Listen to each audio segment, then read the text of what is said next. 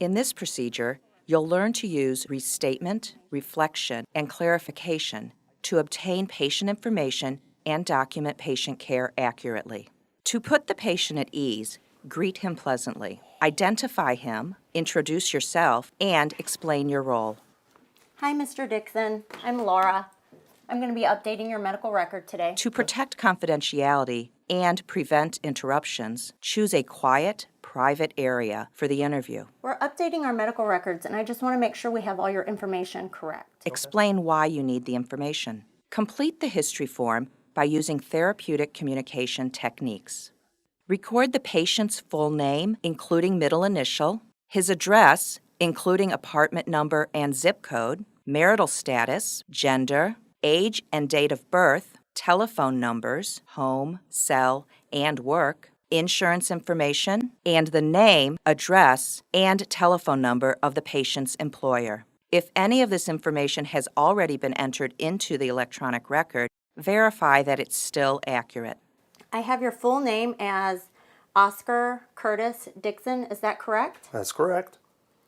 Can you tell me your date of birth? 11/16/16. A self-history may have been mailed to the patient before the visit. If so, review it for completeness.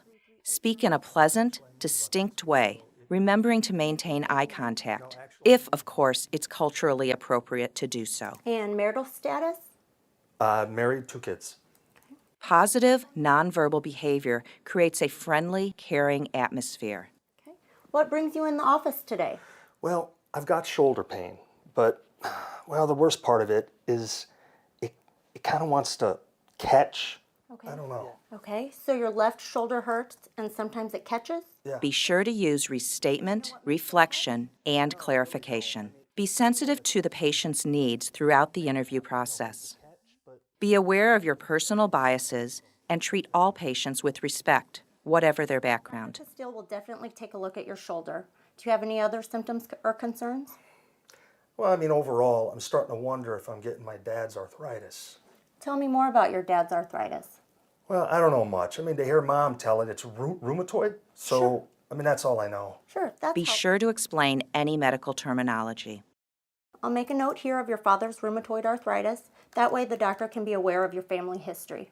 Document the patient's chief complaint and present illness, his past medical history, and his family and social history.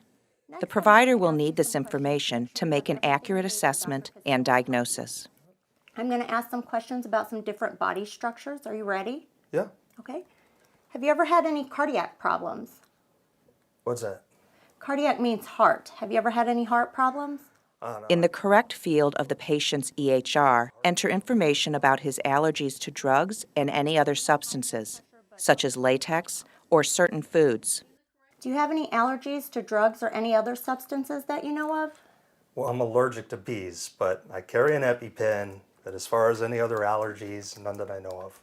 In a paper file, record any allergies in red ink on every page of the history form, on the front of the file, and on each progress notes page.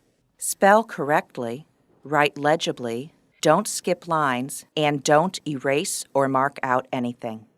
If you need to correct a mistake, the EHR will automatically note the time of the change and the name of the user who made it. Remember to thank the patient.